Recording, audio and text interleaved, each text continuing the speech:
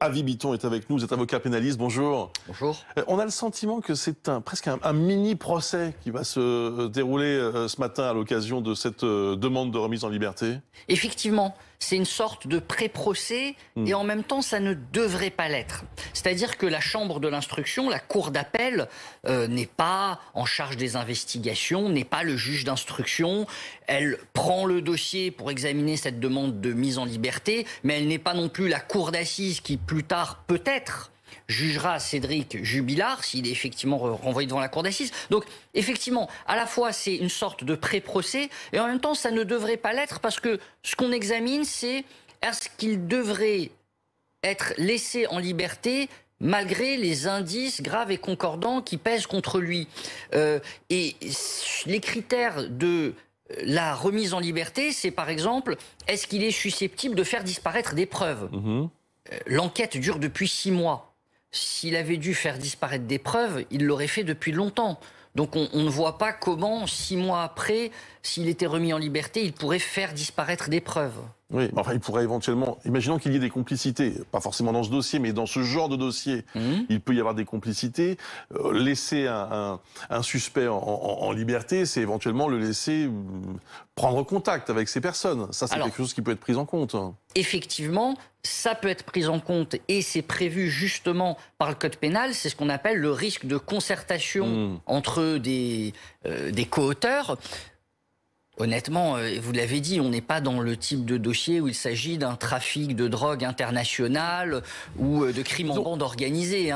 Si c'est un féminicide, un homme qui a tué sa femme, des complicités, c'est rare. Oui, il y a un élément qui est presque irrationnel dans ce dossier, c'est son retentissement, c'est son aspect médiatique. Remettre en liberté Cédric Jubilard aujourd'hui, ou dans 2 jours lorsque la décision sera prise, c'est un coup de théâtre. Ouais, c'est pas n'importe quelle affaire. Oui, mais vous savez, la grandeur de la justice, c'est justement de ne pas céder à la pression médiatique, à la pression de l'opinion publique. Si la personne est innocente, elle doit être laissée en liberté, elle ne doit pas faire un jour de plus en détention. Bien entendu. Et la justice n'est pas là pour crier avec les loups. Ouais.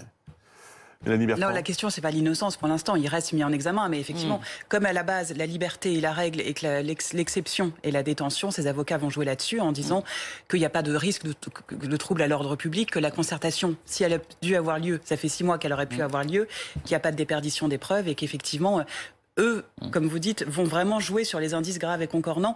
Tout le reste, pour eux, ça fait 6 mois que cet homme est dans la nature, qu'il a honoré ses rendez-vous avec la justice. Donc il n'y a pas de raison de le maintenir en détention. On verra la décision, évidemment. Donc techniquement, j'allais dire, une remise en liberté est possible. Ah oui, c'est pas quelque chose d'improbable aujourd'hui. Elle est possible. Parce que les accusations sont graves quand même.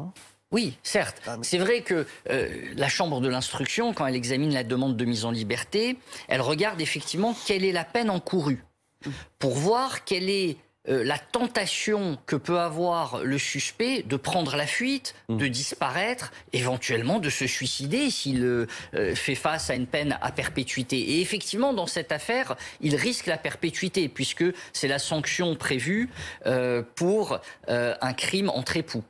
Dernière question, c'est une bonne stratégie selon vous, de la part des avocats de la défense, d'essayer de démonter un à un les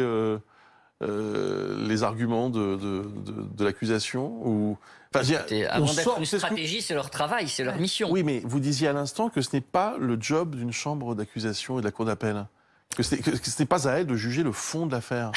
Donc est-ce qu'il n'y a pas un risque de stratégie un peu perdante ? En théorie, mais en réalité un petit peu si. Parce qu'il faut d'abord réussir à les convaincre qu'on ne tient pas le coupable pour qu'ils acceptent de prendre le risque de le remettre en liberté.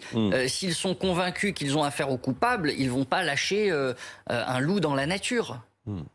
Bien, merci beaucoup Maître Bitton, merci aussi à Mélanie Bertrand, Jean-Wilfried Forquès bien sûr est sur place pour BFM TV, on va suivre ça tout au long de la matinée bien entendu.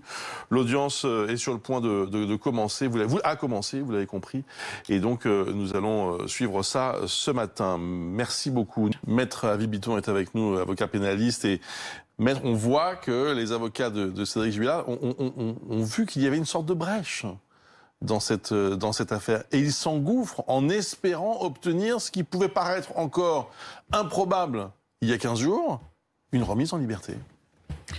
C'est un enjeu très important pour eux. Un accusé ne prépare pas sa défense de la même manière lorsqu'il est en détention que lorsqu'il est en liberté. Lorsqu'il est en liberté, effectivement, il peut consacrer toute son énergie, tout son temps avec ses avocats à faire sa contre-enquête et à préparer sa défense pour le procès aux assises. Et puis, évidemment, lorsque l'accusé comparaît libre devant la cour d'assises, devant les juges et les jurés, ça ne fait pas le même effet que lorsqu'il arrive menotté dans le box des accusés. Ouais. Dans cette affaire, il y a quand même peu de preuves tangibles. C'est ça aussi qui peut être une option, une opportunité pour les avocats. Hein. Mais bien sûr, les avocats rappellent à chaque fois qu'il n'y a pas d'aveu, pas de corps, pas de scène de crime, pas de traces de sang relevées dans la maison. On sait qu'elle a été perquisitionnée à plusieurs reprises, avec notamment des matériels de pointe de la gendarmerie, comme le Blue Star, comme le géoradar, pour sonder les murs. Visiblement, il n'y a eu aucun élément retrouvé, pas de traces de lutte non plus dans la maison constatée, même s'il y avait la maison n'était pas forcément très bien rangée, mais en tout cas rien de prégnant, rien de signifiant. Donc évidemment, les avocats disent il n'y a pas d'aveu, notre client il nie en bloc, on va vous démontrer pourquoi il est innocent et en attendant que l'enquête se poursuive, remettez-le en liberté. Les avocats rappellent que selon le code pénal, la liberté c'est la règle et la détention c'est l'exception. Donc évidemment, ils vont jouer là-dessus ce matin. Même si, dernier mot sur cette affaire, c'est pas un procès là qui se déroule. C'est la chambre d'accusation qui doit dire oui ou non on le sort de prison. C'est pas un procès, mais c'est un avant-procès. Et en réalité, à travers cette audience publique, vous savez qu'elle n'était pas automatiquement publique. Hein. Elle aurait pu être effectivement à huis clos. Eh bien, à travers cette audience publique, c'est un débat public dans les médias qui se crée sur cette affaire et qui déjà influence les citoyens et les futurs jurés qui vont siéger à la cour d'assises. C'est ça qui est un petit peu gênant dans cette affaire, c'est que dès le départ, le procureur de la République a fait cette conférence de presse où il a livré énormément de détails sur les charges, les indices retenus contre Cédric Jubilard, et quelque part, eh bien, il est en train de préparer les futurs jurés qui siégeront à la cour d'assises pour le juger.